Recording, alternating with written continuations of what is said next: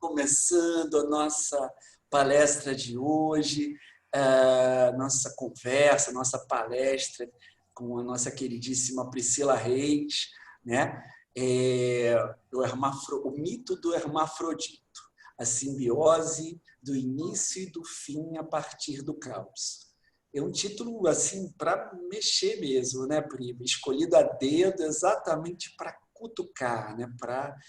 Quem conhece a Pri sabe o que nos aguarda, esse mergulho que nos aguarda hoje, né? E assim, já de cara, bom, dando as boas-vindas a todas vocês, né? Um privilégio estar aqui com vocês e dar as boas-vindas à Priscila, que hoje está fazendo aniversário, né? A Priscila, olha que maravilha, né? Ela está fazendo aniversário e está nos presenteando com aquilo que ela veio trazer com todo esse conhecimento, com essa lucidez que a gente vai estar sendo presenteado hoje, né? Com esse convite, com convite ao eufemismo, né? Mas esse chamado assim para expandirmos a nossa consciência, sairmos daqui com uma visão um pouco mais ampla, mais sobre nós mesmos, sobre a nossa história, sobre, enfim, o mito é o mote, né? É o caminho, mas a gente sai hoje daqui, acredito, né? Assim, conhecendo a Priscila, com a nossa consciência expandida. E assim, agradecer muito, Pri, por você ter topado, né? Eu confesso que quando eu fiz o convite, eu sabia que você fazia aniversário em setembro, né? Você, Luzelma, né? Turminha de setembro. Eu sabia que você fazia aniversário em setembro, mas não sabia que era exatamente no dia 8, né? E você, com toda a sua generosidade, topou. Que bacana, assim, Pri. Muito, muito obrigado por ter topado e, assim, tá aqui com a gente. Obrigado a todas vocês que estão participando. E assim, um grande presente para a gente, Pri. A palavra é sua. Bom, gente, boa noite. Vocês estão me ouvindo bem? Eu coloquei o fone para evitar, né, ruídos externos por causa da galera de quatro patas aqui de casa. Em primeiro lugar, agradecer muito ao Helder, né? Helder, gratidão por me presentear, na verdade, com essa possibilidade. Antes de começar a falar, né, exatamente do tema que a gente vai trazer hoje, falar um pouquinho da sincronicidade que foi estar aqui hoje, né? A nossa palestra tinha sido marcada para dia 22 de setembro, né? E aí eu me lembro que você me perguntou assim, Pri, tem como dar uma antecipada para agosto? Né? Vou precisar mexer no calendário. E aí eu estava trabalhando numa revisão de livro, né? Eu trabalho com revisão também de materiais, por causa da língua portuguesa. E falei, Helder, não tem como, agosto vai ficar apertado por conta do livro, né? Mas vamos seguir. Não, tudo bem, então vamos deixar dia 22. E aí depois o Helder vem e fala assim, Pri, não tem jeito, vamos ter que mexer no calendário. E tua palestra fica para dia 8, dá para você e tal. Eu falei, bom, é meu aniversário, né? Mas vamos lá. E foi muito sincrônico, porque eu me sentei antes deve ter mais ou menos uns 20 dias isso, para fazer o meu mapa, né? O cálculo dos meus arcanos pessoais de virada de ciclo. Porque eu já vinha vivendo um processo, né, de fim, de término, de ciclo, e eu comecei a olhar para esse processo antes do meu aniversário chegar. E daí, quando eu sento para calcular o meu arcano de crescimento anual, né, quem vem como meu arcano de crescimento anual? O mundo. E aí eu falei, não é por acaso, no dia do meu aniversário, ter uma troca de agenda. E a palestra, né, a fala que eu vou trazer, ser sobre o mito do hermafrodito, do arcano do mundo, e o arcano ser o meu arcano regente. Então, a partir de hoje, esse arcano começa a regir o meu ciclo. Então, assim, vocês podem ter certeza que um pouco do que eu vou falar aqui, muito, né? Muito além do que eu vou falar aqui, primeiro bateu em mim, primeiro chegou a mim, primeiro ressoou na minha história, no momento, né, que eu venho vivendo de evolução.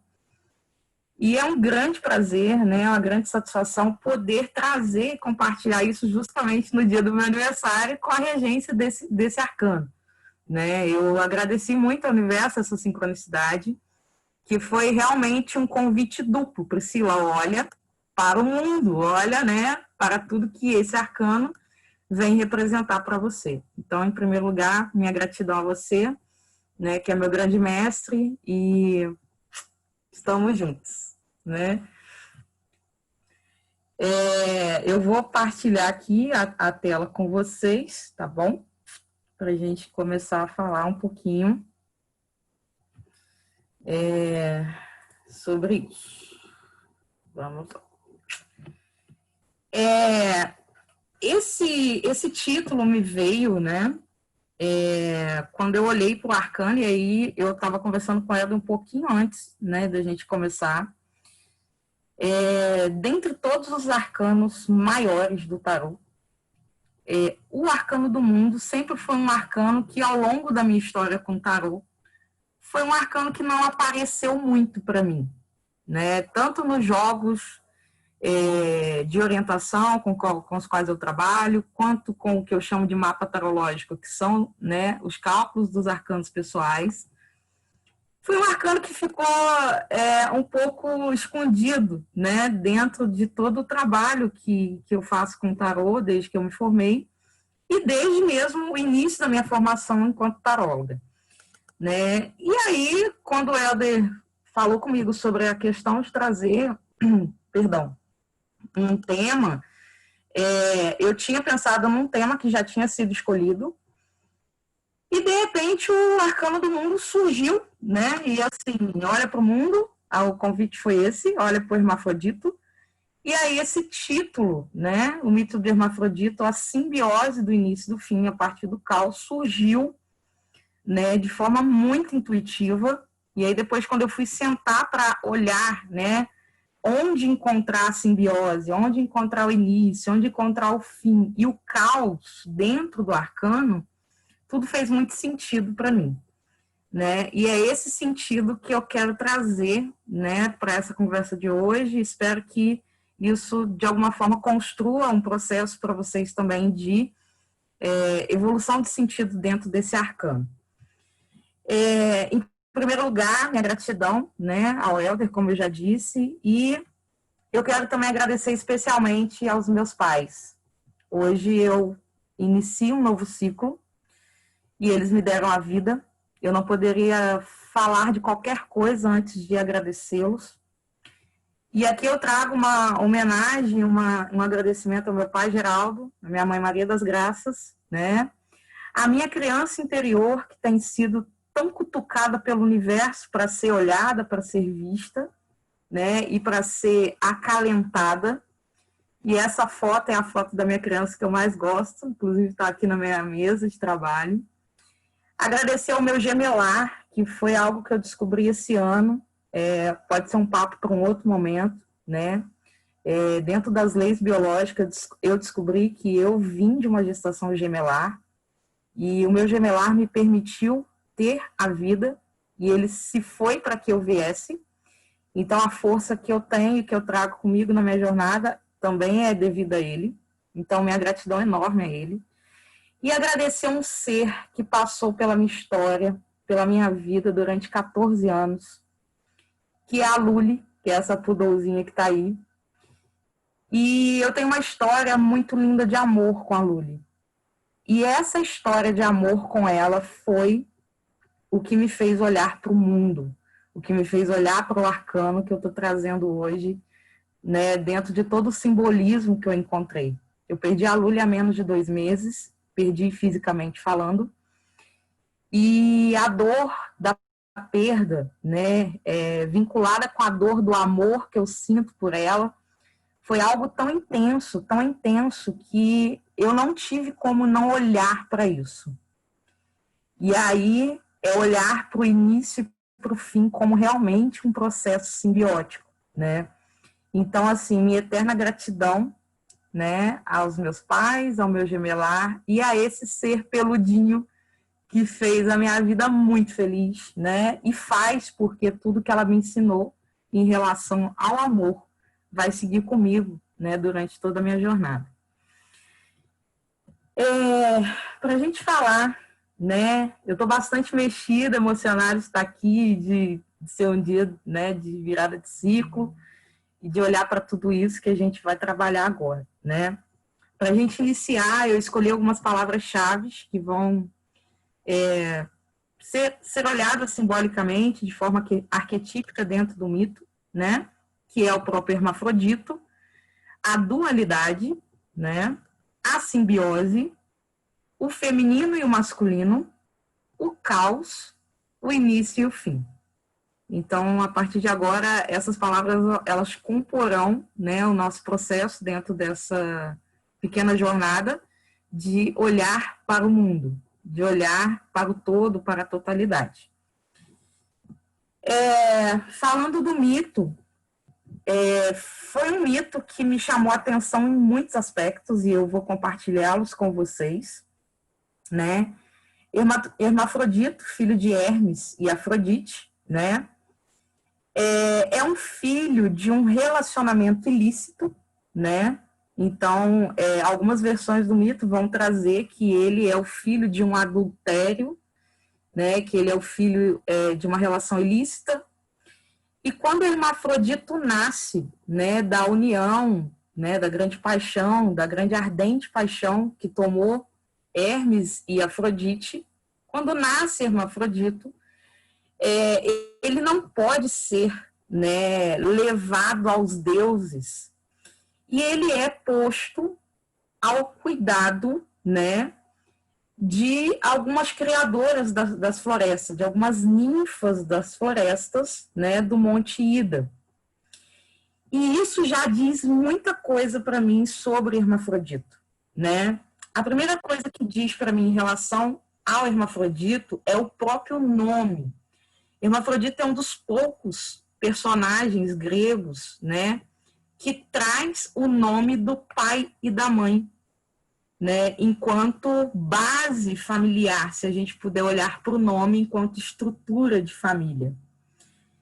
Mas embora ele traga, né, tanto o nome do pai quanto o nome da mãe, ele não alcança com o seu nascimento o seu lugar no seu clã, né? Ele não tem lugar, porque ele é ilícito, ele é um filho que na concepção de uma relação adúltera não deveria ter vindo, né?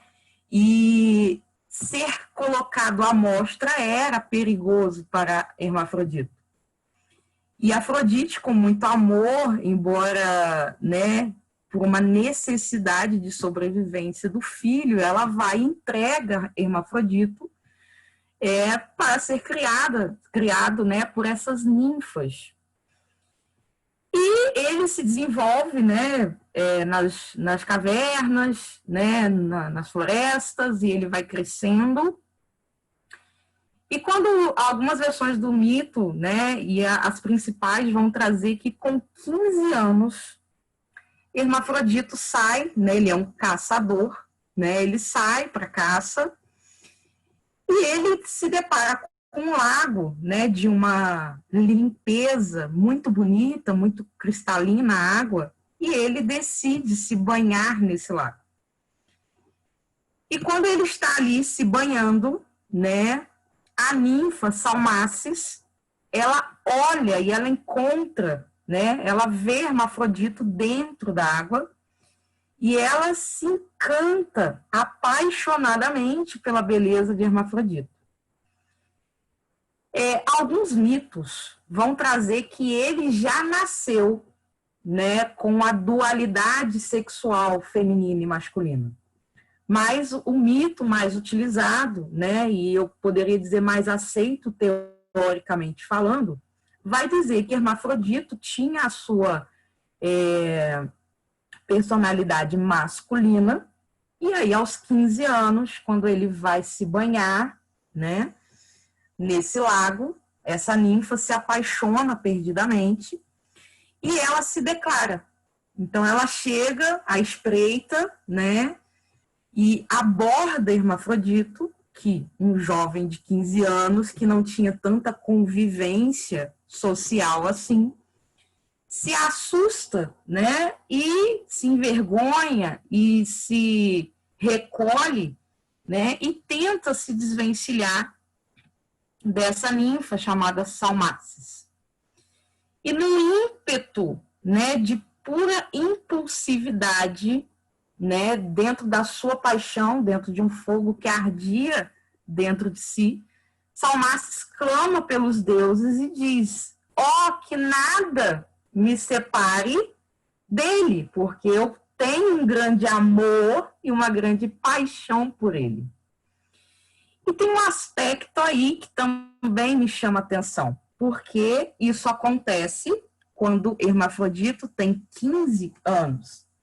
E se nós formos olhar para o tarô, dentro dos arcanos maiores, 15 é o número do arcano do diabo, que é o arcano que vai trazer para nós, simbolicamente, um convite à aceitação de quem somos na íntegra, né? Em essência. E quando Hermafrodito é tomado por essa ninfa, né, eles se fundem em um só corpo, né, em algumas obras de artes, eles são representados por corpos separados, né, homem e mulher.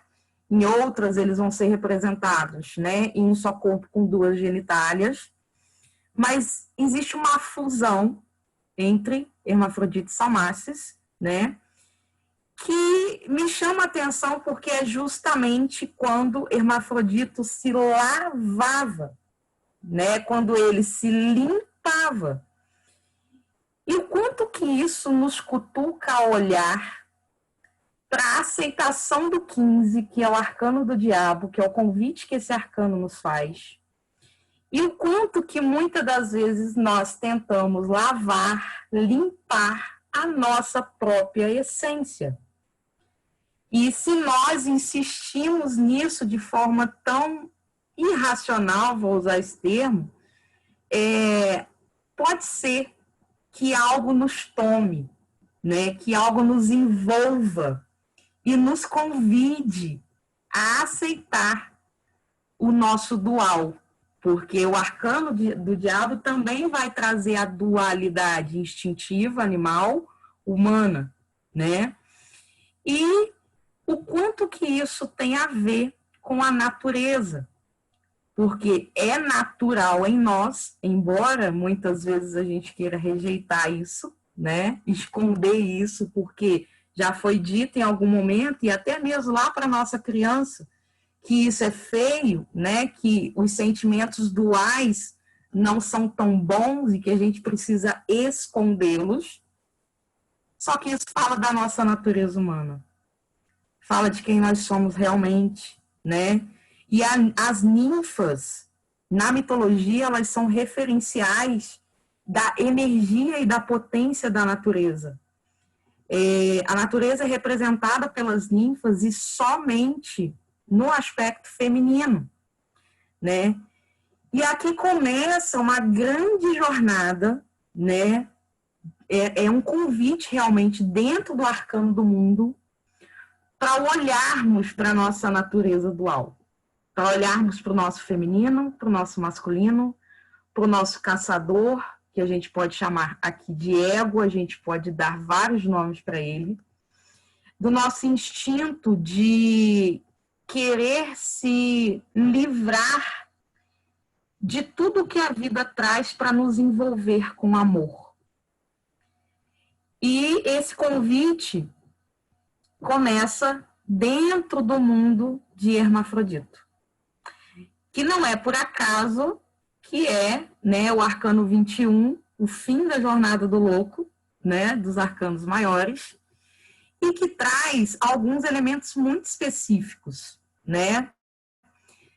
Nós temos aqui a espada, né, o cálice, a vara, o pentáculo ou pentagrama, né? E o óbolo, que é um símbolo muito lindo para esse arcano. A partir de agora, a gente adentra dentro de todos os elementos que a gente pode conseguir enxergar dentro desse arcano. A dualidade do feminino e do masculino de Hermafrodito, né? O equilíbrio que essa dualidade traz quando tem ali o instrumento nas mãos, tanto no céu quanto na terra, né? O equilíbrio do próprio pé de Hermafrodito ali, né? Com o pé mais suspenso, se firmando realmente na totalidade.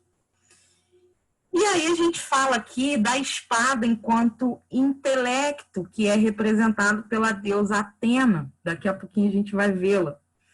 Né? O cálice representando o amor de Afrodite. A vara, eu usei a palavra imaginação em relação a Zeus, mas é uma imaginação ativa, porque o naipe de paus, né, onde Zeus está lá no ás de paus, ele vai trazer para a gente a representação da ação, do comportamento ativo. E esse comportamento se dá a partir do uso da nossa imaginação. Então, assim, nós temos um sistema cerebral que vai imaginar, que vai pensar, que vai formular, e isso vem para o campo da ação. Então, por isso que eu coloquei a palavra imaginação aqui, que dentro dessa palavra tem a palavra ação. Né? A gente tem o pentáculo, que é a realidade, a concretização de Poseidon, né? Que é também um grande deus. A gente também vai fazer um contato com ele daqui a pouco. E o óbolo, que é a totalidade e a completude, que é, né, essa serpente aqui, né, dando a volta em Hermafrodito e comendo a sua própria cauda. Para falar disso, eu trouxe um pouquinho da constelação inicial do arcano do mundo, né, da história de Hermafrodito. Então, aqui a gente tem os ases, né? O ás de espada, trazendo Atena, o ás de copas, trazendo Afrodite, o ás de paus, trazendo Zeus, e o ás de ouros, trazendo Poseidon. Quando eu estava montando esse slide, uma coisa me chamou muita atenção e eu ainda não tinha dado um olhar carinhoso para isso. Afrodite, dentro dos 22 arcanos maiores, ela aparece no arcano 6, que é o arcano dos enamorados, né, que vai trazer um pouquinho da história de pares, que precisa fazer uma escolha. E eu fiquei intrigada porque Afrodite é representada dentro dos arcanos maiores, somente, né, no arcano 6. E eu fiquei me perguntando, mas por que cargas d'água, a deusa do amor, né, de toda a sensibilidade amorosa, ela não tem um arcano maior só para ela, né? Tantos deuses representados, Hermes representado 2 vezes dentro dos arcanos maiores. Cadê o lugar de Afrodite, que vem só lá no ás de copas? E como ela vem no arcano 6, que é o arcano que fala da escolha, né? O que me veio intuitivamente falando, né, é que o amor, ele é algo que é uma escolha. Acessar o amor é uma escolha. E por que eu estou falando de acessar o amor enquanto escolha dentro da constelação de Hermafrodito? Porque amor vai falar de autoaceitação. Vai falar de acolhimento de quem se é. Então, geralmente, a gente lida o tempo inteiro com o mental, e aqui a gente tem, né, Atena, que é filha de Zeus, nascida do raciocínio de Zeus, da cabeça de Zeus, né, extremamente estratégica, equilibrada no seu lado iluminado, rígida demais, inflexível no seu lado sombrio, né? E qual de nós aqui que é relevante e atira a primeira pedra, que não briga com a sua própria razão, né? Que não traz uma briga interna com o racional.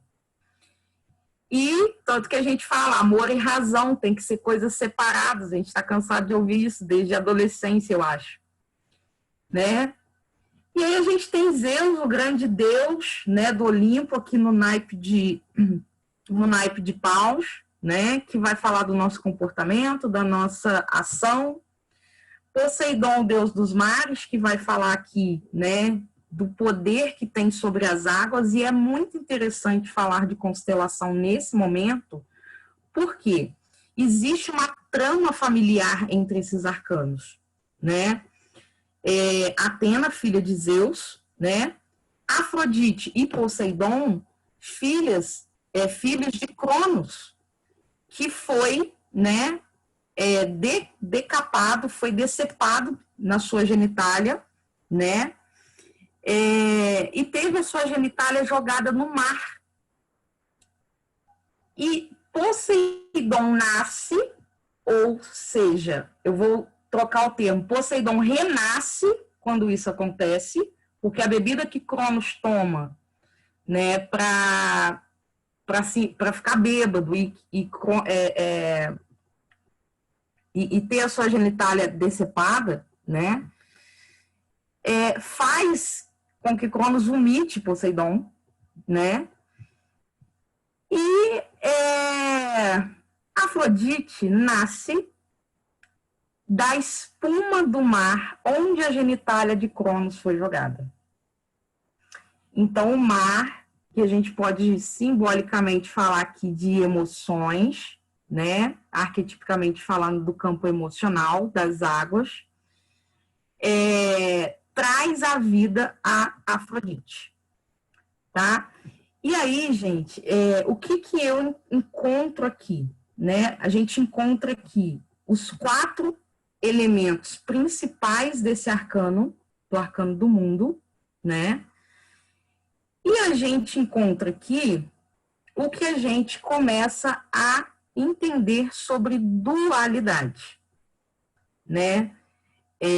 Amor e razão, ação e paralisação, aceitação e negação, o positivo e o negativo. Então, dentro do arcano do mundo, partindo da constelação da história de Hermafrodito, a gente começa a falar do processo da dualidade que nós temos. Eu não vou me prender a esse slide, tá? Eu trouxe mais por uma informação teórica mesmo. Eu precisei pesquisar um pouco sobre isso para entender melhor, tá? E é possível encontrar a dualidade em várias áreas, em vários campos, né, de estudos, tá? É uma palavra que vem do latim, né, dualitas ou dualitatem, tá? Que é a característica daquilo que é duplo, dual, ou contém 2 naturezas, 2 princípios, né, 2 possibilidades. E foi muito engraçado encontrar essa dualidade, por exemplo, no campo da matemática, da filosofia. Não foi tão surpresa para mim, mas encontrar isso na matemática foi muito surpresa. E hoje à tarde eu conversei um pouquinho com a Renata Maeg, não sei se ela está aí, sobre, assim, como entender a dualidade dentro da matemática, né? E aí ela me explicou que isso vem da questão do binômio 1 e 0. Na matemática, os problemas são olhados, vistos a partir do 1 e do 0. E o que o 1 e o 0 tem a ver com hermafrodito, né? O 0, a gente vai ter o símbolo do 0 ali em uróboro, né? E o 1 enquanto unidade, enquanto único, tá? A gente consegue encontrar a dualidade explicada na matemática, na filosofia, na física quântica, na teologia, tá? Que inclusive existe uma corrente teológica aí, o dualismo, né? E o que mais me chama a atenção é como a dualidade é encontrada dentro da psicanálise, né? A dualidade pode ser vista por alguns psicanalíticos como uma construção ideológica de forças opostas, E se essas forças, elas são opostas, né? Elas não chegam a um lugar comum, de acordo com alguns estudiosos, né? Não existe possibilidade para alguns estudiosos da psicanálise de que essas forças trabalhem em convergência, né? Só que a psicanálise também vai trazer a dualidade como algo irredutível. É algo que não tem como a gente fugir dela, né? Como se a gente dissesse assim, não, eu não sou dual, não aceito, isso é só história, isso é só teoria, né? E isso faz com que não exista dentro de nós o consenso de quem somos. A gente não consegue acolher, entender e viver de forma completa, de forma total, de forma plena, se essa dualidade não é aceita por nós, em nós. Ela mora, ela existe, ela nos compõe, né? E quando a gente fala da dualidade enquanto existência segmentada, seguindo cada um o seu caminho, em direções opostas, né? Não existe uma subordinação para essa dualidade. E quando eu falo de subordinação, eu quero tirar o sentido negativo dessa palavra, subordinação, que semanticamente falando, a gente tem um sentido negativo. Eu não me subordino, né? Eu não me ponho abaixo, eu não me sujeito. E se tratando de dualidade, a subordinação ela vem falar de eu vou usar a palavra acordo, de um acordo de convivência, né? De um equilíbrio de convivência, né? E negar que essa dualidade existe afasta a possibilidade desse equilíbrio de convivência. E mais adiante, né? Eu fui pesquisar um pouco sobre Freud e Jung dentro do tema da dualidade, né? A dualidade é vista, né, como uma dupla face para tudo que existe, né, no sentido maior desse conceito dentro da psicanálise e dentro da psicologia. Para Freud, né, essa dualidade é antagônica. Então, ele vai tratar da dualidade enquanto eros e thanatos, né, que é amor e pulsão de morte, e de vida e de morte. Então, para Freud, uma não pode se unir à outra, porque dá curto-circuito, né? Dá choque ali. Para Jung, já, ele traz a dualidade dentro da concepção, né? Que são as faces do nosso self. É o bem e o mal que nos habita, né? E ele traz a concepção de dualidade na unidade. Ele não faz a separação da dualidade nesse sentido. Ele fala, ó, existe aqui um ser, uma pessoa que é única, mas não é una, é dual. E aí ele traz esse pensamento, né, essa proposição dentro da sua teoria, e isso se aproxima muito, essa teoria se aproxima muito do arcano do mundo e muito da história de Hermafrodito, né? 2 e 1, eles não são unos, mas eles são únicos.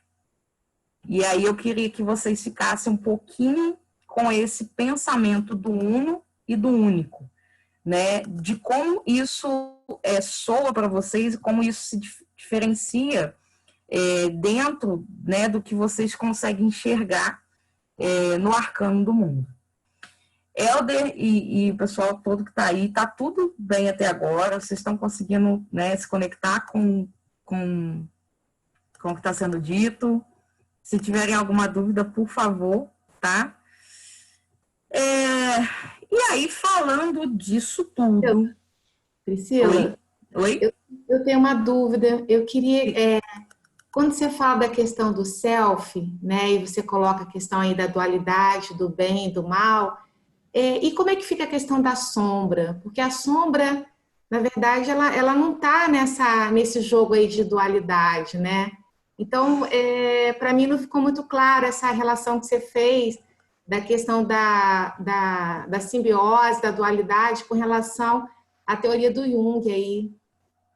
Então, essa relação da sombra eu vou trazer um pouquinho mais para frente quando eu falar do início e fim. E aí, assim, o aspecto da sombra vai ser abordado mais dentro da mitologia, tá? Em relação ao Jung, né, a proposta que eu encontrei dentro dessa teoria foi o entendimento de que essa dualidade, né, então, tanto sombra quanto luz, ela está dentro da mesma pessoa, ela está dentro da mesma unidade, coexiste, né? E aí o que a gente chama de mal e de bem coexistem, né? O que a gente chama de sombra e luz coexistem dentro da mesma unidade. Helder, você quer fazer algum comentário sobre isso? Não, então, eu tenho um entendimento um pouco parecido com o que a Líria trouxe, assim, embora tenha entendido o que você colocou, né? Que aí eu chamaria, ao invés de luz e sombra, eu chamaria de ego e sombra dentro da perspectiva junguiana, Uhum. assim como a dualidade, mas entendendo que, como você colocou de uma forma muito esclarecedora para mim, que essa dualidade ela vai coexistir formando a totalidade da psique, né? Uhum. Talvez entender um pouquinho melhor a dúvida da Líria, assim, mas pelo que eu entendi, dentro da concepção junguiana da psique, a gente chamaria de ego e sombra, né? Essa dualidade, talvez, não exatamente de luz e sombra, e não tem esse caráter exatamente de bem e mal, assim, para Jung. Não, acho que não entraria muito nessa direção. Embora o self ele vai ter ali aquilo que é talvez um bem no sentido daquilo que o ego se identifica e aquilo que ele projeta para a sombra, né? Talvez nesse sentido coexistindo esses opostos. Uhum. Mas talvez assim ouvir um pouco mais a Líria, de repente com essa pergunta, não sei como você quer conduzir aí, Pri, o que você acha? Não, agora ficou mais esclarecido para mim. Tá ótimo.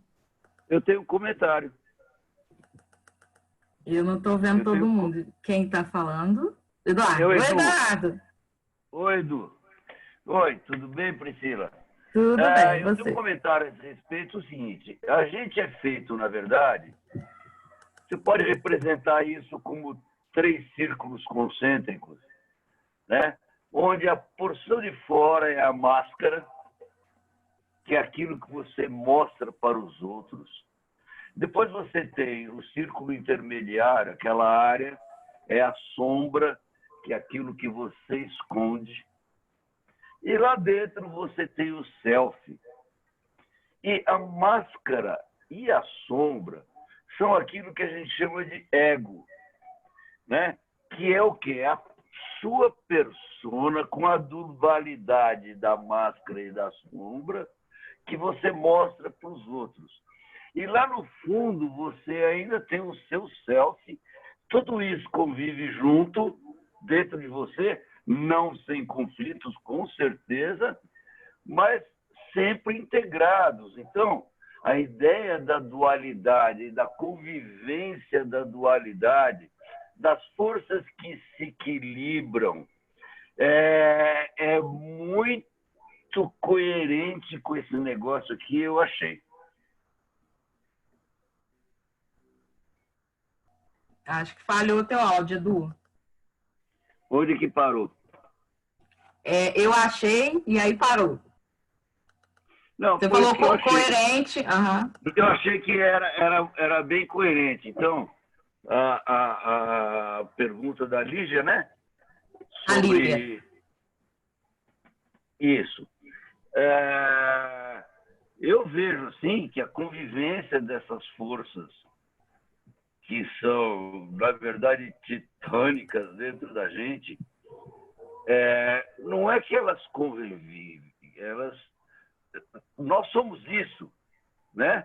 Nós somos esse conflito em evolução, a metamorfose ambulante, e que eu acho que é o que torna tudo legal, entendeu? Essa que é a diversão.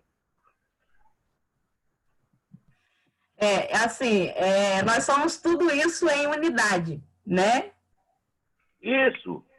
Eu estou aqui, você está aí, você está sorrindo, eu também estou.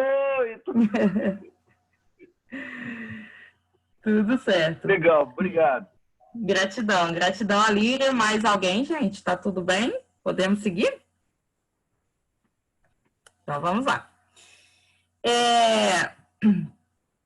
Separadamente, né, eu peguei as palavras, né, gente, as palavras-chave, né, que identifiquei dentro do Arcano do Mundo, e eu tentei trazer um pouco, tá?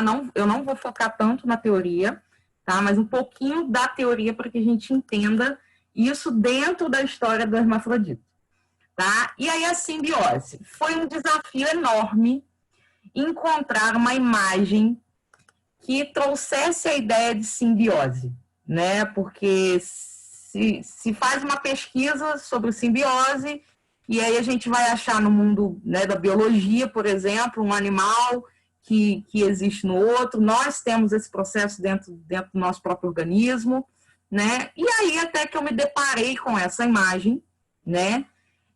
Que eu até considero a professora de biologia, que eu falei, não consigo achar uma imagem melhor para representar o processo da simbiose, né? De uma forma simbólica dentro do mito, dentro do tarô, né? E foi a imagem que os meus olhos acolheram, né, para falar um pouquinho sobre isso, né, o que tem em mim tem em você, o que tem em você tem em mim, e quando eu falo você, eu estou falando do nosso eu realmente, do eu, né, que habita em nós em dualidade enquanto unidade, tá?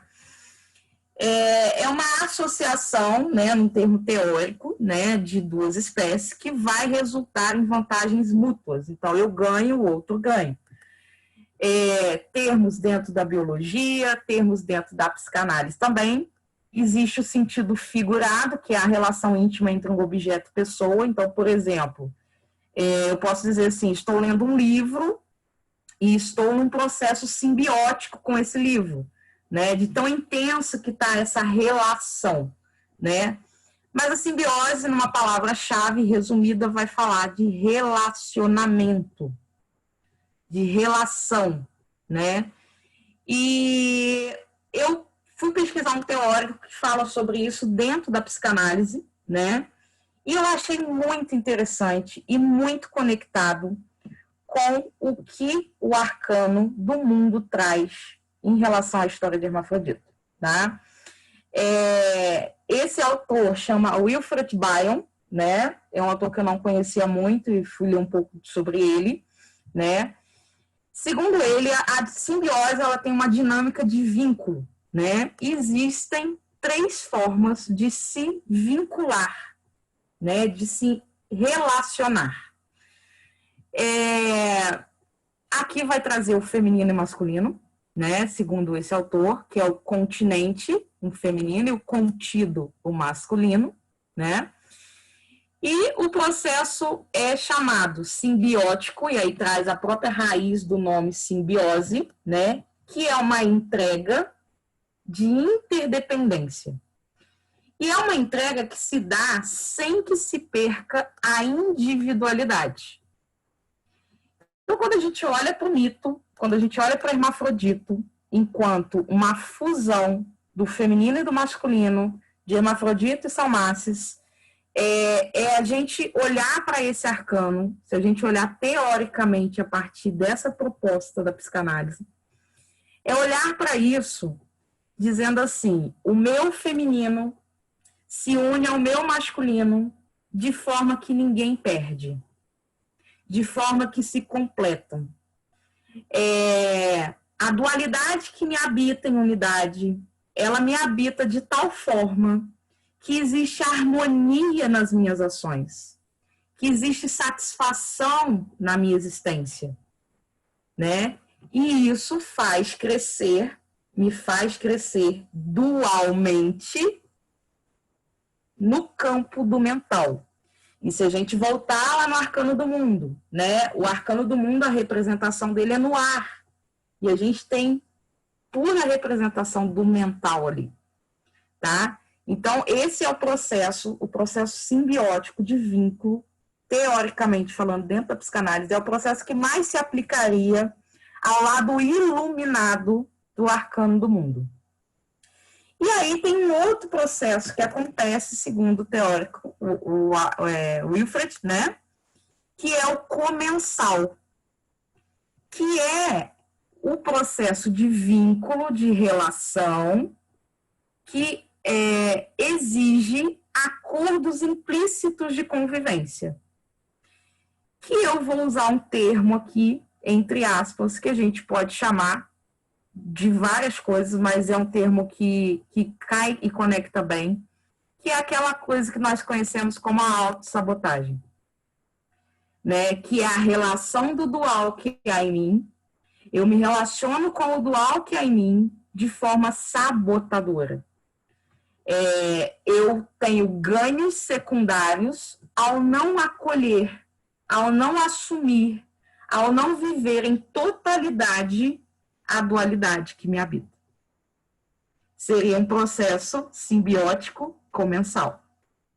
E existe ainda o processo simbiótico parasítico, que é aquele em que um vira hóspede, o outro vira hospedeiro, e o hóspede, ele é idealizado, né, como algo ou como alguém onipotente que tem todo o poder, né?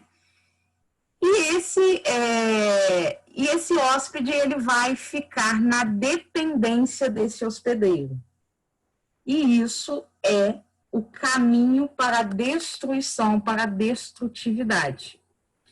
Eu abordo aqui o lado sombrio, né, da nossa dualidade, o lado sombrio da aceitação da dualidade, dizendo assim, tudo bem, tem um lado aqui masculino em mim, tudo bem, mas eu vou ficar com o meu lado feminino, e aí ele que é o potente, ele que é o poderoso, eu não preciso do meu masculino para nada, eu não preciso do meu lado dual para nada, né?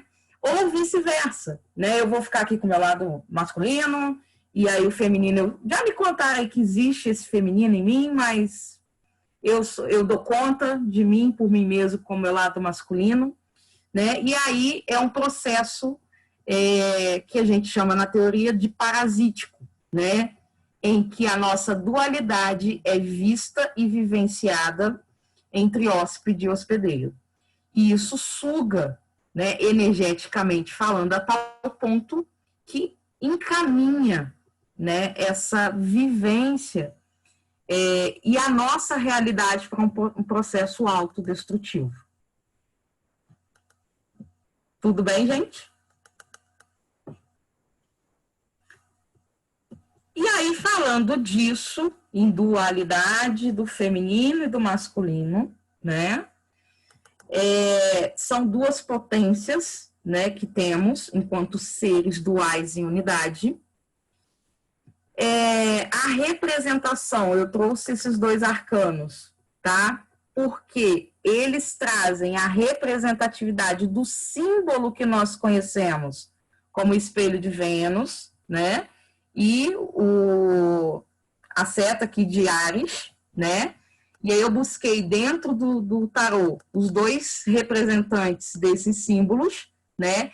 Que é, de novo, a Afrodite, né? No Ás de Copas, e o deus Áries, o deus da guerra, no arcano do carro, né? Que vai trazer a representação desse simbólico feminino e masculino que nos habita. E aí vou repetir, enquanto seres duais em unidade, né? É interessante que Afrodite, né, nascida das águas, né, nascida da espuma das águas, da genitália de seu pai, é uma deusa, vamos dizer, sem mãe, né, biologicamente falando, e as mitologias gregas têm muito isso, né? E Ares, o deus da guerra, é o deus sem pai, porque ele é filho de Hera, né, gerado sem pai. Então, como que a gente consegue identificar que, simplesmente pela representatividade do símbolo que nós conhecemos, né, como representação do feminino e do masculino, aqui, esses dois arcanos, eles nos mostram a necessidade que se tem de que uma força complemente a outra, né? Uma filha sem pai, uma filha sem mãe, né? E um filho sem pai. Então, a dualidade da energia masculina e feminina representadas, né? Que se em união geram, né? E trazem toda a energética necessária para o equilíbrio entre esses dois opostos que a gente geralmente chama. E aí, a partir disso, eu separei algumas palavras, tá? Do masculino e do feminino que habitam o hermafrodito.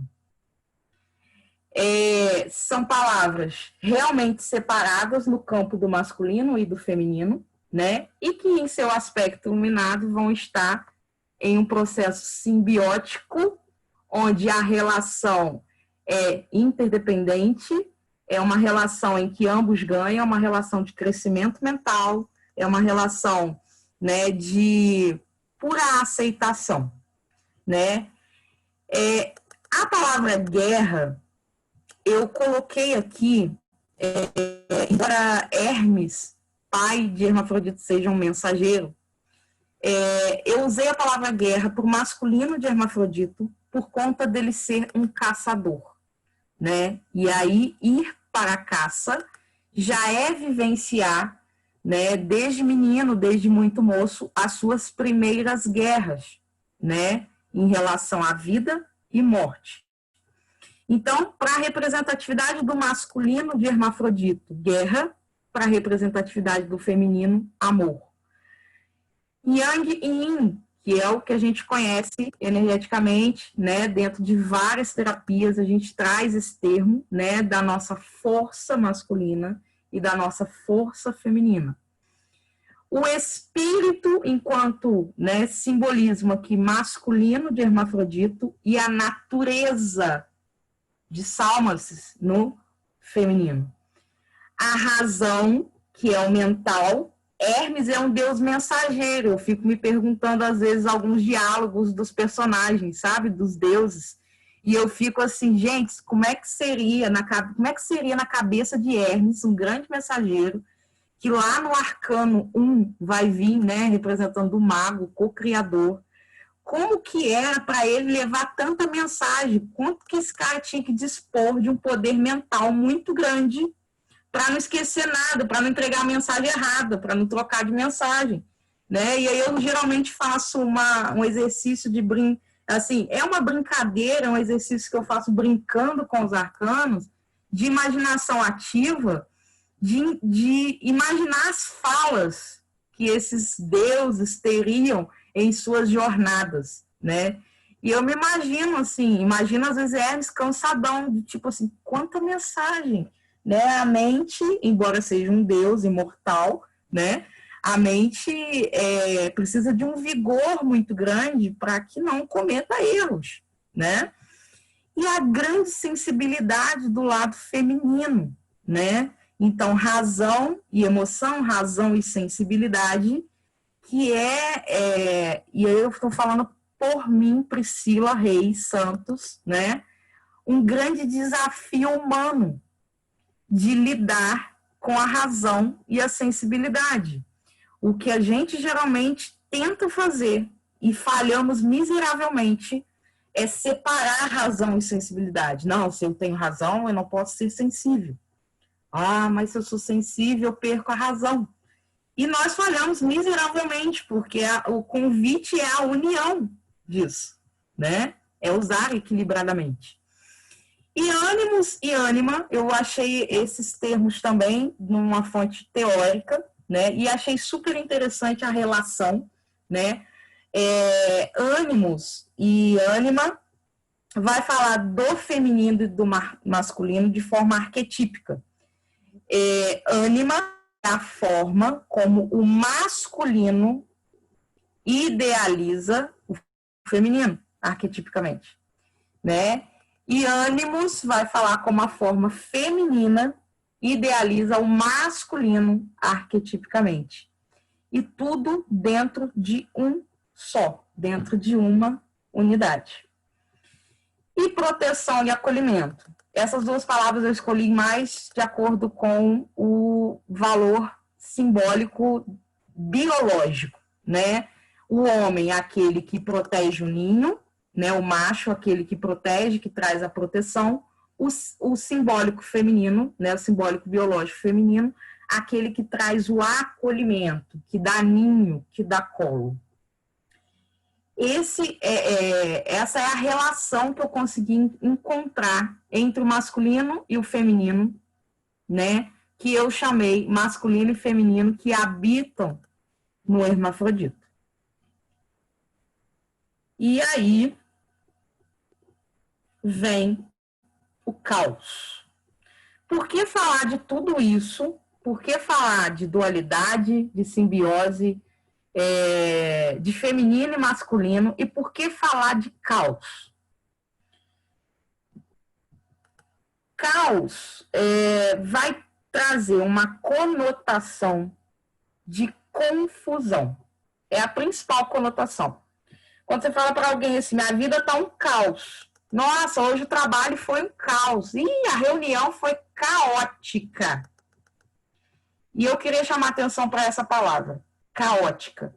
É o caos sob a minha ótica, né? Sob a minha visão. O que às vezes é caótico para mim pode não ser caótico para o outro. E, de novo, esse termo, esse conceito é encontrado em vários campos do conhecimento, filosofia, física, mitologia, geologia, né? Me surpreendi um pouco com a geologia, né? O caos, ele traz essa conotação de confusão porque existia no início, né, o vazio, o sombrio, o abismo, e tudo isso era chamado de caótico. E a gente vai entender um pouquinho mais isso dentro da teogonia, cosmogonia e caos. E aqui a gente está falando de pura mitologia, tá, gente? Embora tenha base bastante teórica, a gente está falando bastante aqui de mitologia. A teogonia, ela é um processo que explica, né, uma teoria que explica o nascimento dos deuses. Esse nascimento dos deuses, lá antes da origem do universo, ele era feito de forma espontânea. Os deuses não se relacionavam, mas eles pensavam, nascia um Deus. Isso alguns teóricos vão trazer dessa forma, né? E a teogonia, enquanto teoria, ela é dividida em 3 partes. Na cosmogonia, onde habita o caos, tá? No nascimento de Zeus e a queda de Cronos, né?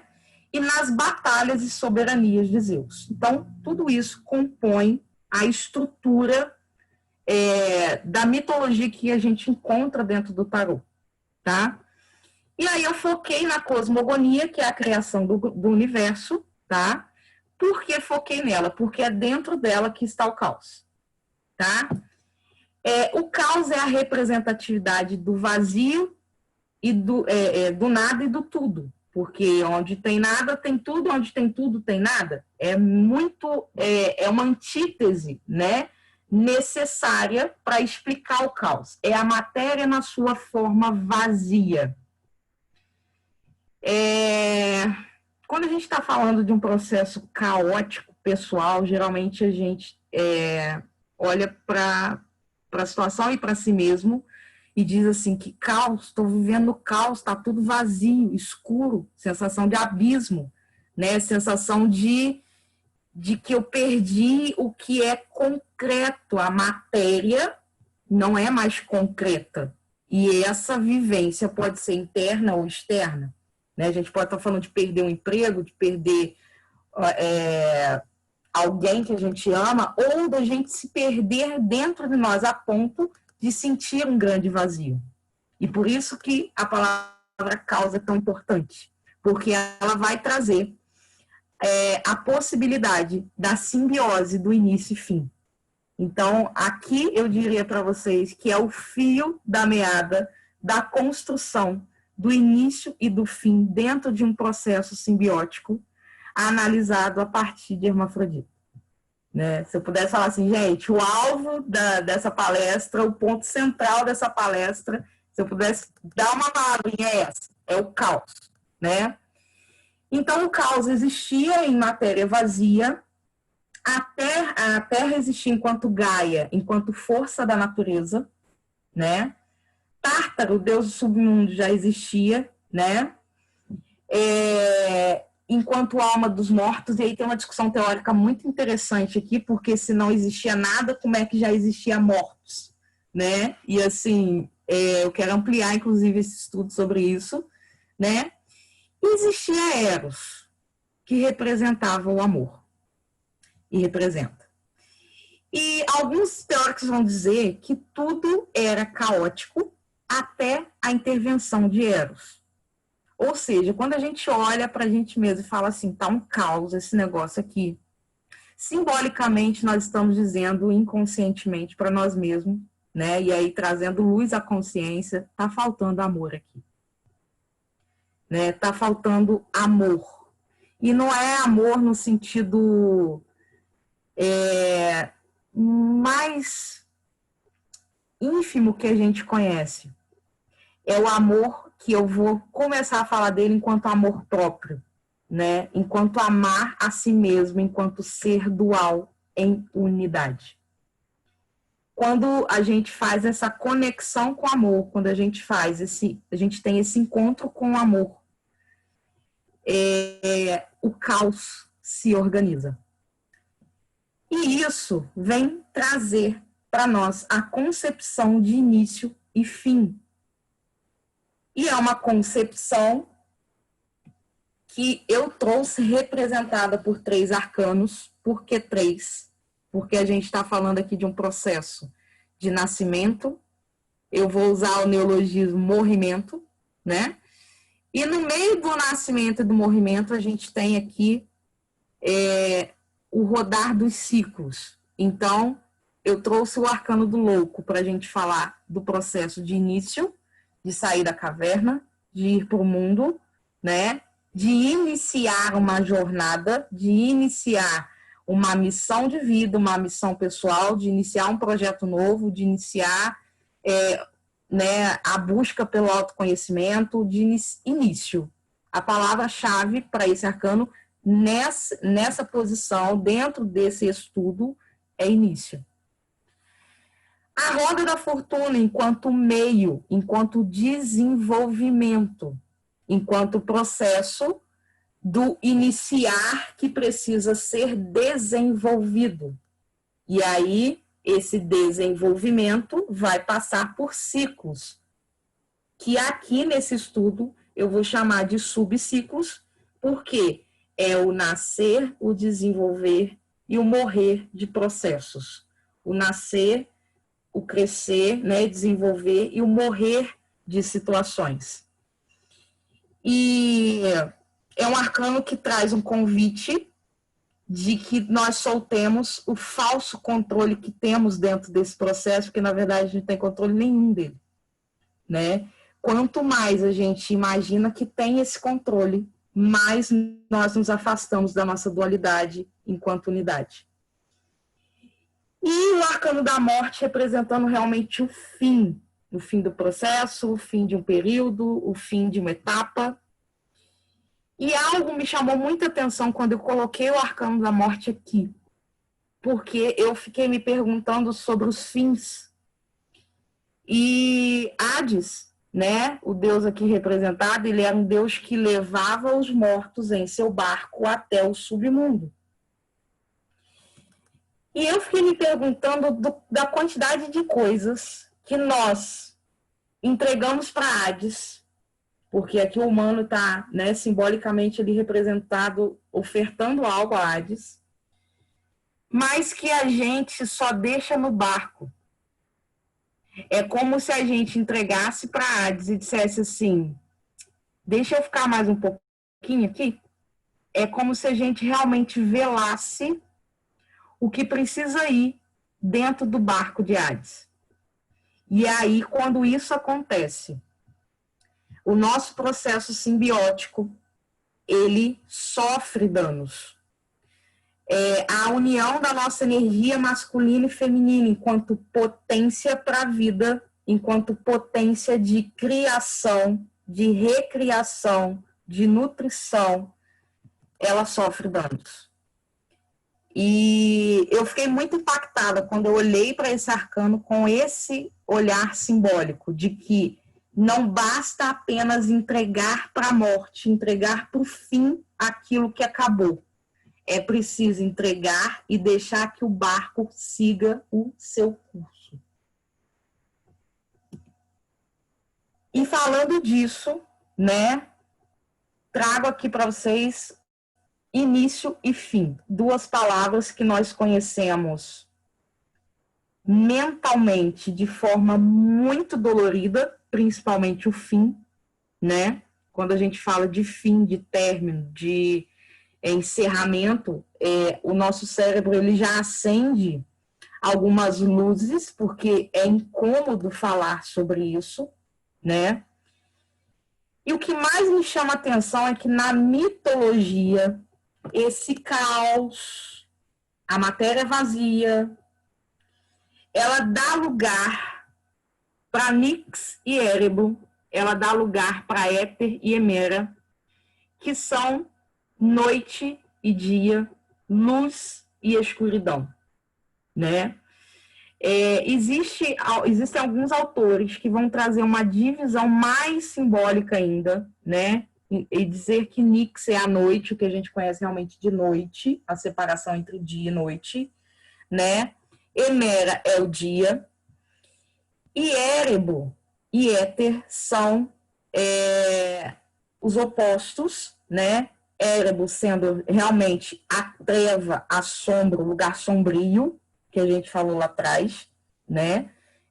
Falando inclusive do self, né? E Éter, a luz irradiante, a luz superior. Essa divisão, ela também traz uma relação entre a inconsciência e a consciência. O que para mim, enquanto fim início, ainda está no inconsciente, ainda está no escuro, simbolicamente falando, e o que já é trazido para mim à luz da consciência, enquanto início e fim. Como eu, Priscila, como vocês, como nós, enxergamos o início e o fim. Isso tem muito a ver sobre como está a nossa luz em relação à consciência e inconsciência, e tem muito a ver sobre tudo que está no escuro da nossa inconsciência e consciência. E aí, arquetipicamente, se constrói uma sequência, né? Que é o caos, matéria vazia, trevas, luz, de novo vazio, porque agora existia o vazio entre a treva, entre as trevas e a luz, né? E aí, desse vazio, a representatividade arquetípica aqui da noite e do dia. Por que que eu trouxe essa construção arquetípica nessa sequência arquetípica? Na literatura judaico-cristã, nós vamos encontrar início representado como a formação do mundo, como a criação do mundo, né? E lá em Gênesis 1, 2, de 2 a 5, vai dizer assim, a terra era sem forma e vazia. O caos, matéria vazia, né? E havia trevas sobre a face do abismo. E o Espírito de Deus se movia sobre a face das águas e disse Deus, haja luz. E houve luz. E viu Deus que era boa a luz e fez a separação entre a luz e as trevas. E Deus chamou a luz de dia, né? E as trevas chamou de noite. E foi a tarde e a manhã do primeiro dia. Eu trouxe essa referência judaico-cristã para falar de início, de criação, porque, simbolicamente falando, embora nós somos grandes estudiosos aí da mitologia, né, a referência maior que nós temos, né, simbólica de criação é, né, dentro do processo criacionista, dentro do processo de criação, é a Bíblia, falando da criação do mundo. Né? Dentro do processo de evolução, a gente vai ter as teorias do Big Bang e outras. Né? Mas, enquanto simbolismo criacional, esse foi o primeiro dia. E aí, passam-se os dias, Deus cria as árvores, separa a água da terra, né? E aí chega, né, o último dia de criação. E eu quero muito tomar a licença de vocês para, nesse estudo, falar de fim, representando como última etapa. Se vocês me permitem, eu quero convidar vocês a pensar no fim como última etapa. Porque aqui no processo criacional de Deus, Deus chegou no 7º dia, né? E todos os céus e terras estavam criados, foram acabados. Fim da etapa, né? E Deus acabado, e havendo Deus acabado no 7º dia a obra que criara, descansou, né? E abençoou toda a sua obra, né? E 7º dia, santificou esse dia, né? Porque descansou de toda a obra que criara. Então, essas são as origens dos céus e da terra quando foram criados, no dia em que o Senhor Deus fez a terra e os céus. Por que eu quero convidar vocês para pensar no fim enquanto, né, uma etapa de conclusão, né? Porque todo início, todo meio, todo fim esconde simbolicamente uma finalidade. E quando eu comecei a fazer contato com o arcano do mundo, eu comecei a me perguntar se essa finalidade não seria, de forma muito simbólica, falando, de forma muito simbólica mesmo, se essa finalidade não seria o olhar para nós mesmos enquanto seres duais, enquanto seres que necessitam, e aí o necessitam bem grifado, né, dessa dualidade para acessar aquilo que nós chamamos de completude, de totalidade. A busca pela totalidade, para nós humanos, ela tem diversos caminhos. Tem gente que busca a totalidade no trabalho, e aí até encontra um pouco no início. Me sinto completo, faço o que eu amo. Uma hora o vazio e o caos vão visitar essa pessoa.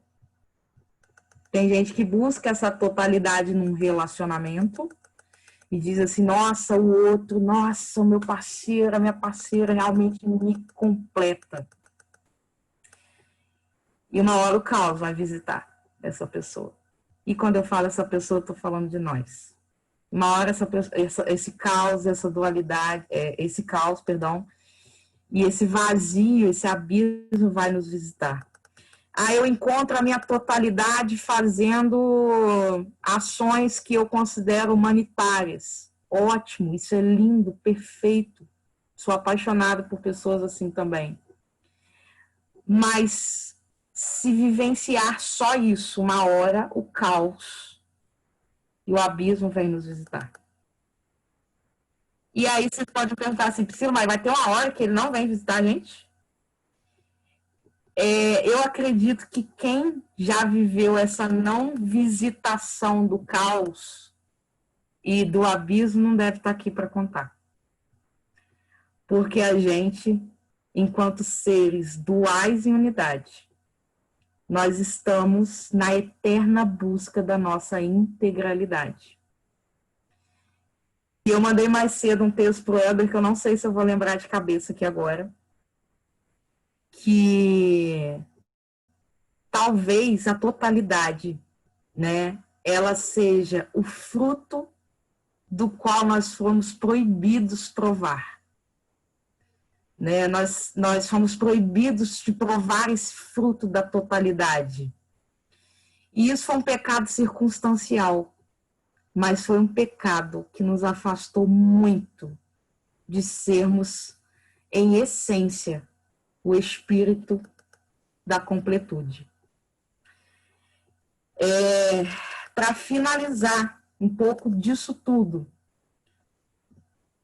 a constelação do fim do arcano do mundo, o 10 de copas, que é quando Psique se torna imortal e adentra os campos celestiais com seu grande amado Eros. E acho lindo porque Psique vem para a história de Eros e Eros para a história de Psique. Ele para transformá-la em imortal e ela para humanizá-lo. O 9 e o 10 de ouros. Pensa numa pessoa virginiana, gente, que não conseguiu achar 10 de ouros escrito em português, tá? Foi um conflito aqui enorme. Que foi tenso, fiquei mais de 2 horas procurando e não achava o arcano decente para colocar aqui. Vou levar em inglês mesmo. Briguei com a minha própria virginianidade. Que é quando Dédalo entende, lá depois de passar uma história muito louca. Acho que, para mim, eu falo com ela que a história de Dédalo foi a história que mais me bateu durante o curso. Quando ele entende que ele não precisa matar o novo. Ele matou o novo, deu uma confusão danada, morreu gente, o Minotauro nasceu, comeu um monte de gente, e aí é uma história muito linda, que eu acredito que alguns de vocês já conhecem, é uma história fantástica para mim. E o que fica da história de Dédalo é isso. No final, ele entende que ele não precisa matar o novo. O novo, ele chega como uma nova etapa simbiótica após a finalização de uma etapa anterior. E a simbiose é justamente isso. A simbiose do arcano do mundo é justamente essa.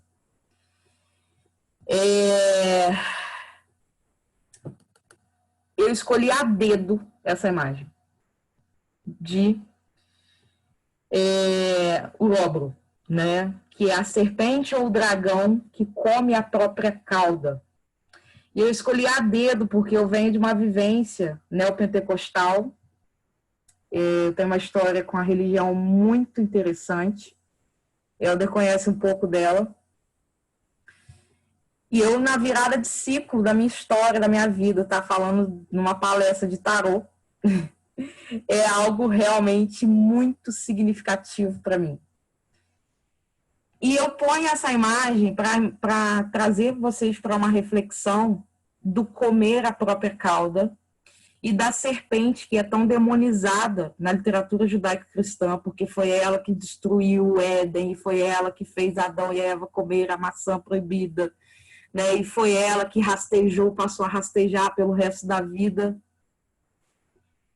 E quando a gente fala de Uróboro, enquanto a serpente ou o dragão que come a própria cauda, e ela vem representando o arcano do mundo, ela vem convidar a mim e ela vem convidar a você. Ela vem convidar-nos nessa noite, durante todo esse restante de ano e durante toda a nossa jornada, a engolir. E quando eu falo engolir, não é descer goela abaixo, não. É saborear mesmo a pele que já não nos serve mais. A serpente troca de pele, e a serpente que come a própria cauda, ela vai comer a própria pele. Aquela pele que já não veste mais, que é a pele da renovação. É a pele que vai trazer o simbolismo de que início e fim são simbióticos enquanto etapas da nossa evolução. É um processo que não dá para separar, não dá para eu falar assim, ó, isso é só início. Ah, não, porque é mais gostoso o início. Ah, não, isso aqui agora é só fim. Isso é doído, é só fim, não quero nem olhar para o fim. O Lóbaro vem nos convidar para olhar para isso. Não é só agora, é para a eternidade. O Lóbaro vem nos convidar para olhar para o fim enquanto uma etapa que gera começos. E esse girar é uma constante evolução. É o movimento da vida, e a gente só se movimenta na vida quando a gente acolhe isso. É uma autofecundação, hermafrodito na sua essência mais linda. Na sua essência, eu posso dizer, mais iluminada, de autofecundar-se. E quando ele se autofecunda, ele ressuscita. Tudo o que precisa voltar, tudo que precisa emergir. E aí não é voltar do morto, é voltar do adormecimento que se tem quando não se olha para a totalidade. O Lóbaro vem nos convidar para olhar para o nosso processo criacional, gestacional. E vem nos dizer que se a gente não olha para isso, a gente se destrói.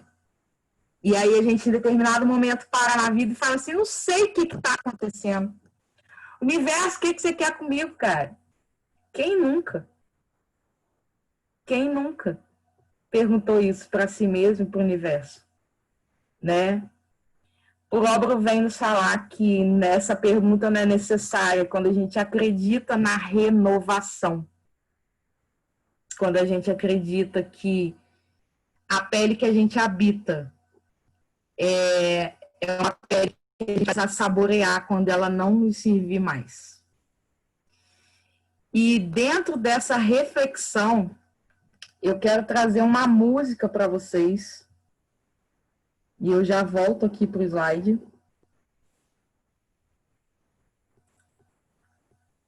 Eu vou colocar, vou perguntar se vocês estão ouvindo. Deixa eu só compartilhar.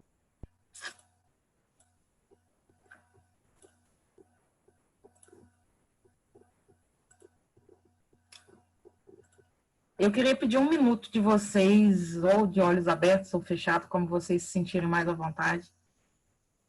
Tudo isso que a gente falou aqui tem bastante teoria, tem bastante mitologia, dá para ampliar esse estudo e fazer uma busca teórica muito grande. Mas o intuito é olhar para si mesmo enquanto ser dual em unidade. E esse olhar, ele às vezes acontece num lugar vazio, que a gente chama de caos. Acontece num abismo interno que a gente chama de escuridão, de treva.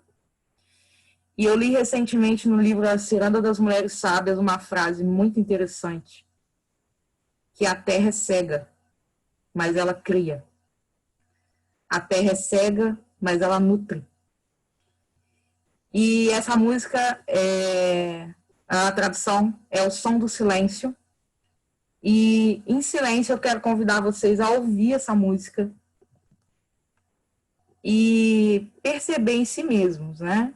O que o silêncio traz para vocês, o que o caos traz, o que início e fim traz, o que masculino e feminino traz. Qual é o processo simbiótico que você vive para aceitar ou rejeitar a sua totalidade.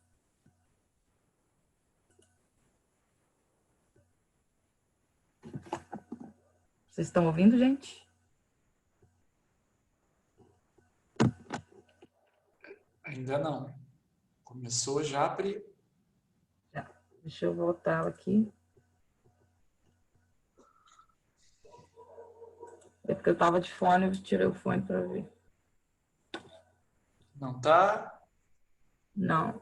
Eu toco aqui, então. Peraí. Você, Gabriel? Vou tocar por aqui. Peraí. Só um minutinho. Sofia. Deixa eu tirar aqui. Só um segundinho. Isso, só um segundinho, a gente já toca por aqui. Ele...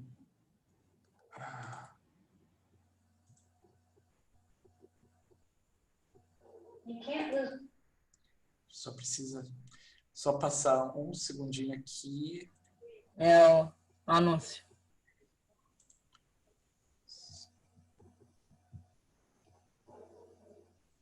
Entra em 1 minuto, pessoal.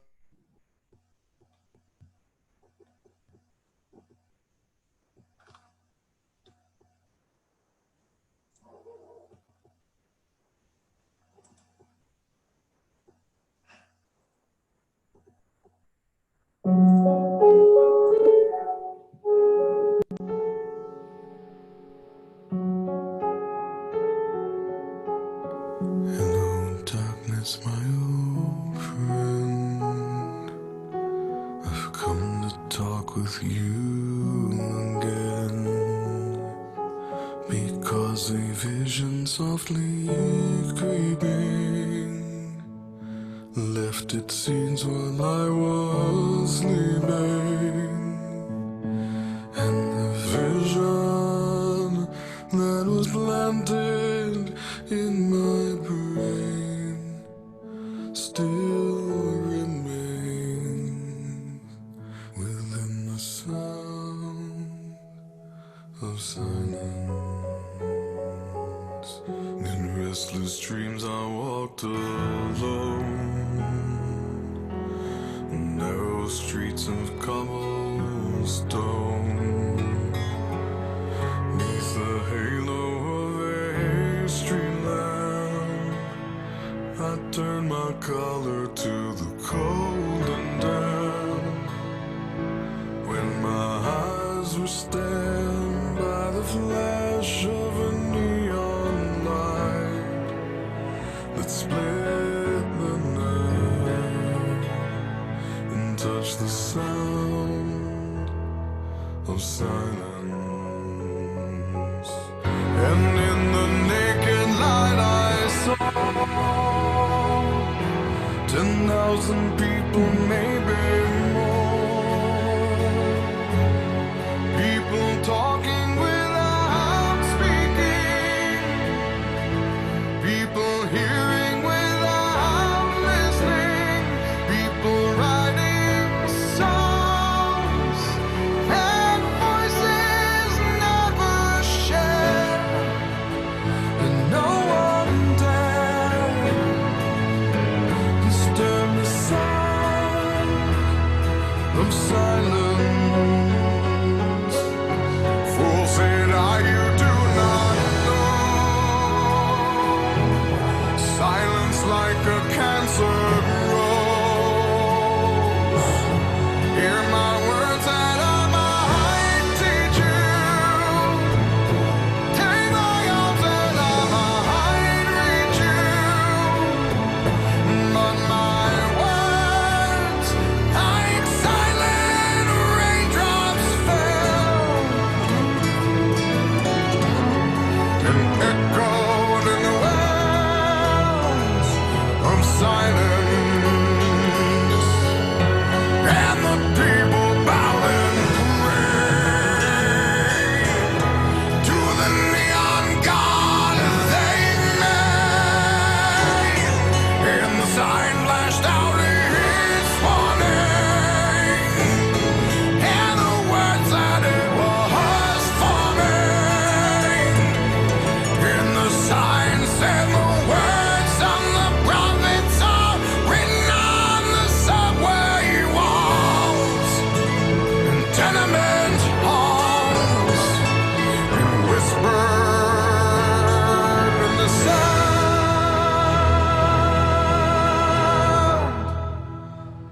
of silence.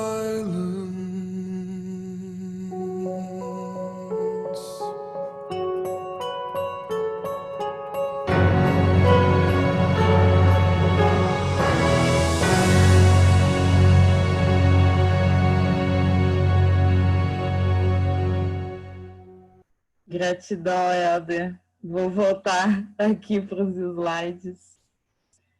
Gente, eu já vou abrir para a gente falar rapidinho, se a gente ainda tiver tempo. Eu só vou fazer o share dessa letra, porque eu escolhi essa música, né? Olá, escuridão, minha velha amiga.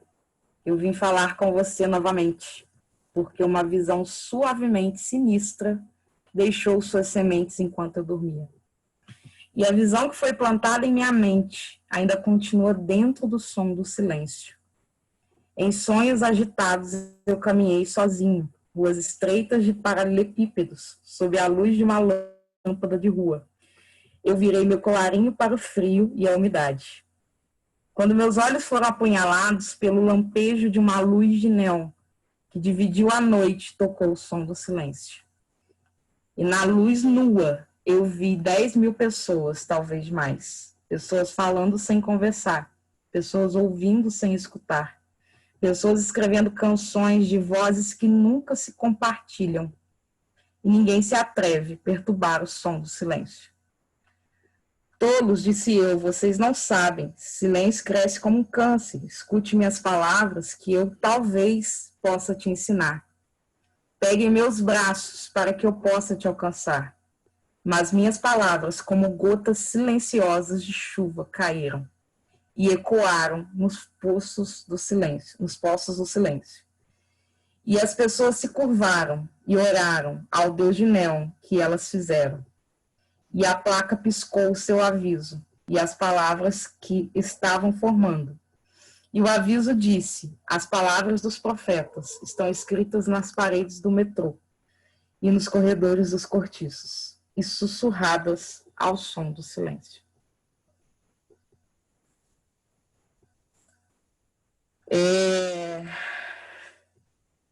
Gratidão. Essa letra fala da escuridão que a gente encontra quando a gente não acessa quem somos. Quando ele fala lá em cima, né, que a escuridão o encontrou em sementes enquanto ele dormia. Isso para mim fica muito claro, né? E para a gente finalizar, tendo essa reflexão, eu trouxe uma fala, né? Deixa eu colocar para cá, senão não consigo ler para vocês. Todo ser criador é uma dualidade, ou síntese de qualidades paradoxais. Por um lado, ele é uma personalidade humana. E por outro, um processo criador impessoal. Enquanto o homem pode ser saudável ou doentio, sua psicologia pessoal pode e deve ser explicada de um modo pessoal. Mas enquanto artista, ele não poderá ser compreendido, a não ser a partir do seu ato criado. Dualidade, um convite à aceitação enquanto seres humanos, enquanto seres criadores. 21, 2 de dual, 1 de criador, de co-criador, de mago, de mágico, de quem pode pegar a varinha da vida e falar assim: eu aceito que o fim e o início são simbióticos e eles são só etapas de uma evolução. E finalizando mesmo, somos únicos apesar de não unos, e isso nos faz buscar, entender e vivenciar a nossa individualidade. A totalidade está e sempre estará ao nosso alcance, desde que estejamos em comunhão com quem realmente somos, em essência, sem usar os meios para justificar os nossos inícios e fins. Gratidão. Muito legal! Arrasou! Show! Salve, Pri! Salve, salve! Que delícia. Mara. Maravilha. Gratidão, gratidão. Que fantástico, Pri. Que oportunidade, que presente. Saímos daqui mais completos, mais plenos, mais únicos. Unos e únicos. Únicos e únicos. Que maravilha. Parabéns, Priscila. Parabéns no seu aniversário, quando você fecha um ciclo e começa um novo ciclo, né? Nos presentear com toda essa beleza, essa riqueza de conteúdo. Que maravilha. Quantas reflexões. Assim, que maravilha. Foi tão interessante, você colocou no início, né, que num outro momento você falaria sobre a questão gemelar, né? Você apresentou a sua história pessoal, falou, mas assim, o gemelar é o mundo, né? Se a gente for pensar na dinâmica do arcano da individualidade, né? Assim, você vai ver ali também o gemelar, e na própria imagem do arcano do mundo. Mas que lindo, Pri, que maravilha. Missão cumprida com muita honra e gratidão mesmo. A palavra que eu tenho é essa, gratidão. Porque, como eu disse, né, antes de trazer o conteúdo, esse conteúdo, a gente brigou bastante, eu e ele. E brigou no melhor sentido da palavra, que é aquele olhar realmente de aceitação do universo falando, minha filha, vamos lá, olha para isso. Posso falar? Sim, claro. Oi, Rose. Bem, minha querida Priscila, que maravilha. Obrigada. Você nos deu um presente maravilhoso no seu aniversário, certo? E a sua carta de mundo estava bem correta, acho, apesar de eu não entender nada de tarô. Porque você trouxe para o mundo, né, um conteúdo tão rico e com tanto coração, né? O que mais passou de tudo isso foi esse coração latente aí na sua busca, né? Na busca que todos nós estamos. Então, muito obrigada mesmo, gratidão, viu, Priscila? Foi lindo. Gratidão, eu que agradeço. Ô, Priscila, oi. Oi, tudo bom, Edna? Eu quero dar os parabéns a você. Eu fiquei muito admirada, admirei muito a sua pesquisa. Como você foi longe e foi fundo nessa pesquisa. Parabéns. Acho que eu estou me sentindo prestigiada e imagino que os colegas também, né? Gratidão. Por você oferecer para a gente esse trabalho todo que você fez e que você experimentou na sua vida, né? Você falou isso. Mas é assim, nesse seu aniversário, você também está fazendo a gente feliz. Feliz aniversário para você, feliz aniversário para nós. E eu pensei muito também na felicidade do nosso mestre, do Helder. Né? Imagina assim, o que ele está sentindo, vendo essa aluna assim, apresentar esse trabalho de uma importância tão grande. Parabéns para você e parabéns para nós do Kairos. Gratidão, gratidão mesmo, Edna. Gratidão, Edna. Aqui. Posso falar? Oi, Eduardo. Posso falar? Claro. Para imitar a Rose? Posso falar? Então, juntando minhas palavras da Edna, eu achei uma delicadeza extrema para tratar disso, uma enorme profundidade, aberta, complexa e tudo mais. Não deixou nada sem fechar e nossa, eu fiquei maravilhado com sua apresentação, foi muito legal. O seu presente de aniversário para mim foi maravilhoso. Parabéns para você, Priscila. Gratidão, gratidão. eu queria trazer as palavras do Edu, assim, me representam. Edu, realmente é isso. Foi isso mesmo. Perfeito, perfeito. Obrigado, muito obrigado, Pri. Obrigado a todos vocês, assim, pela oportunidade de estarem aqui com a gente mais uma vez. Que maravilha.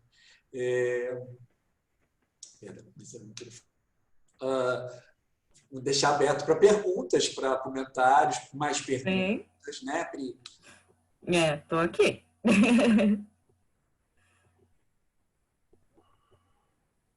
Gente, eu não sei nem fazer perguntas sobre tarô e isso. Eu peço desculpas pela minha ignorância total nesse campo aí. Eu também, eu tô tão impactada que eu não sei nem o que perguntar. Mas, assim, eu queria te parabenizar por, assim, de tamanha sensibilidade.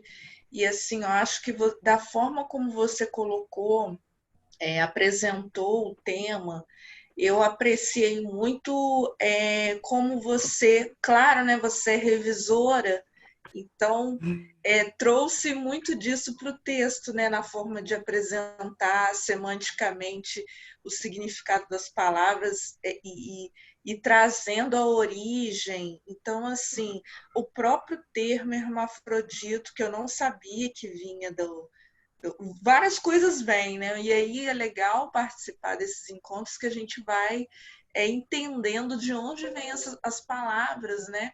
E que vem desse mito. Então, assim, foi muito interessante para mim, porque a gente falando de Jung, né, hoje, a sincronicidade está orbitando o meu campo, e vem trazendo muita essa discussão sobre dualidade, né? Sobre essas questões que você trouxe. Então, muita gratidão e parabéns. Gratidão. Posso acrescentar uma coisa? Claro, Dudu. Então, pegando no que a Lauriane, né? Que a Lauriane falou, ela falou também, de uma certa forma, da delicadeza que você tratou, mas eu achei muito bacana, como disse a Lauriane, você citou uma porção de fontes e acabou também mostrando que todas essas coisas são convergentes para uma mesma ideia. Então, se você partir daquela coisa que a gente fala, né, Helder? Que a gente fala sobre mitologia, nunca aconteceu, mas acontece o tempo todo. Então, são formas de você... por que esse mito se perpetuou? Porque ele teve valia de uma maneira ou de outra e se tornou um mito, e não uma história bocó que foi jogada fora há 5.000 anos. Então, são maneiras de você transmitir conhecimentos importantes para as pessoas. E a ideia que você acabou colocando de trazer várias definições de várias correntes nos traz a ideia da convergência das várias linhas de pensamento e culturas e tudo mais, que é uma ideia pela qual eu sou apaixonado. Priscila, você vai me desculpar o meu francês, mas foi do caralho.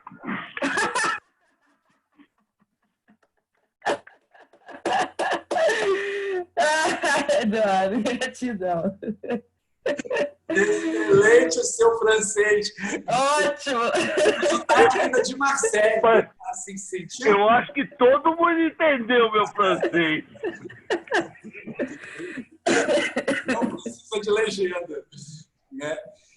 E Pri, exatamente. Assim, quem conhece, assim, tenho o privilégio de conhecer um pouco a Pri e saber assim, e aí ver o quão inteira ela estava no processo, quão inteira ela esteve na pesquisa, no processo, né, antes, e quão inteira ela estava aqui com a gente, né? Eu acho que isso também me comoveu, mexeu muito comigo aqui. Assim, né? O quão inteira, né? Você estava vivendo esse processo e estava ali com exatamente com a unidade de Logos, né? De pensamento, de Hermes e de Afrodite, né? Do amor, do afeto, do sentimento, né? Como você trouxe antes, assim, esse encontro, né? Entre razão e sensibilidade. Que bonito de ver, que comovente, que acho que isso, acima de tudo, né? Se eu falasse a língua dos anjos, né? Mas se eu tivesse amor, eu nada seria, né? Eu acho que é isso. Eu acho que você trouxe isso aqui para a gente hoje. Obrigado, Pri. Eu que agradeço. Uma coisa que eu tenho sentido na própria pele, né? Essa questão do amor tem sido algo bem intenso para mim. A Rita e a Renata têm me acompanhado bastante nisso. E o que eu entendo, assim, de tudo isso, né, é que tudo tem a ver com amor. Eu fiquei muito impactada quando eu olhei para Afrodite fora dos arcanos maiores, né? E entender que isso é uma escolha. Só que é uma escolha que geralmente a gente não faz tão consciente, né? O auto-amor, né, é uma eterna busca, e esse auto-amor é a conexão que a gente tem de aceitação da nossa dualidade. Então, assim, uma frase que eu tenho trazido desde a perda da Luli, né? Tudo tem a ver com amor, inclusive a dor. E a dor de entender, de não entender que não existe fim, início. É um processo simbiótico de existência evolutiva, né? Então, para mim, realmente, o que tem vindo cravado aqui na minha pele é isso. E assim, não tinha como não falar disso, porque é realmente o que eu estou vivendo. A gratidão é minha, assim, muito, muito, muito grata mesmo, de coração. Eduardo. Mas olha, Priscila, eu achei maravilhosa a ideia. Acho que foi a coisa que mais me impressionou quando você falou assim que sim, foi o amor que criou o universo. Não tinha nada. Eros chegou e falou: ô, cidadão, vamos botar ordem aí. Vamos dar um trato na situação aqui e tudo. Mas que foi o amor. Eu acho não, essa ideia é maravilhosa. Você vai se aprofundando nesses estudos e tal, e ele aparece o tempo todo como a força fundamental que move tudo. E gostaria aqui de falar a frase de uma aula que eu assisti no outro dia, do Rumi, que eu não sei a origem, não sei data, não sei nada. Que ele fala assim, que você não deve buscar o amor. Você deve procurar e desfazer as barreiras dentro de si mesmo que você construiu contra ele. O resto rola, minha filha. É isso. Salve, Eduardo! Salve, Eduardo! Pessoa amorosa. Isso. Desculpa, Pri, perdão. Imagina. Não, é isso, sim. A palavra é gratidão, né? Escrevi hoje a palavra 3.7, né? A palavra é gratidão, o sentimento é gratidão, renascimento é o processo e evolução é o resultado. É isso. Eu queria convidar vocês para a gente fechar esse encontro, né, assim, de hoje, com toda a gratidão pela experiência que nós tivemos, assim, gratidão pela disponibilidade de vocês de estarem aqui, contribuírem mais uma vez com o CVV, né, porque é um trabalho muito amoroso, né? Espectro patronos. Olha só, eu sou só o porteiro, eu sou o humilde porteiro, do que chama, que só abre a porta assim e fala, pode entrar. E assim, eu queria terminar esse encontro de hoje, assim, com toda a gratidão. Eu queria convidar vocês para cantarem um parabéns, né? Aproveitar que o ciclo tá começando, né? O novo ciclo. Parabéns. Vamos abrir os microfones e cantar um parabéns aqui. Parabéns para você. Vamos lá! Muitas felicidades.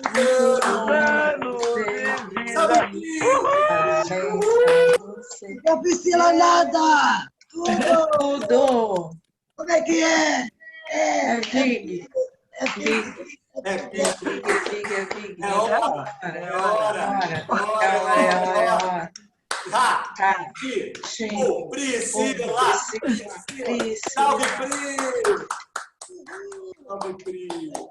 Viva! Viva! Gratidão, gente, gratidão. É assim que a câmera desligar, você já sabe que eu vou desmontar aqui, né? Mas tô segurando a onda bem bonita aqui, viu? Foi demais! Quero chamar. Gratidão. Obrigado. Gratidão. Um beijo a todas, um beijo a todos. Muito obrigado e até a próxima. Muito bom. Gratidão, gente. Obrigada. Pessoal, uma delícia estar com vocês. Obrigada, Pri. Obrigada, Elda. Obrigada a todos. Obrigado. Beijo.